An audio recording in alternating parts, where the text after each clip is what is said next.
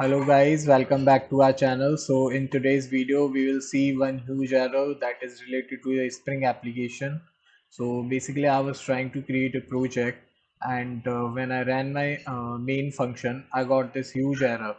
But within this huge error, you can see there's one line that is no default constructor found and the name of the class. Basically this is the name of the package that is nayan.firstapp.trial and this is a class in which I'm getting this error.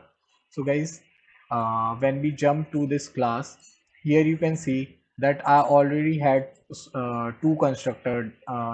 One is calling the fortune interface, fortune service interface, and one is calling the coach interface.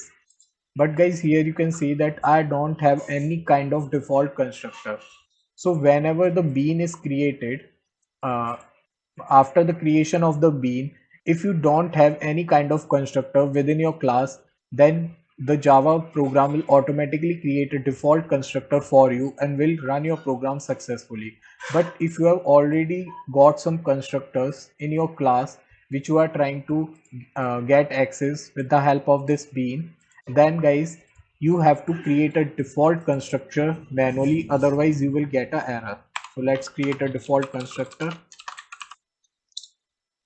So here is our default constructor and we'll leave it empty. I don't want to give it any message. You can if you want.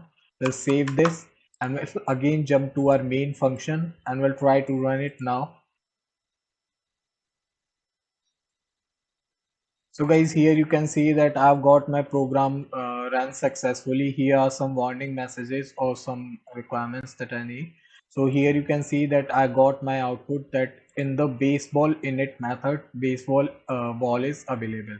So basically I just read those two lines in over here. Here you can see I just wrote these two lines over here so that we can see whether our program runs successfully or not. So guys, hope you have got the solution for the error.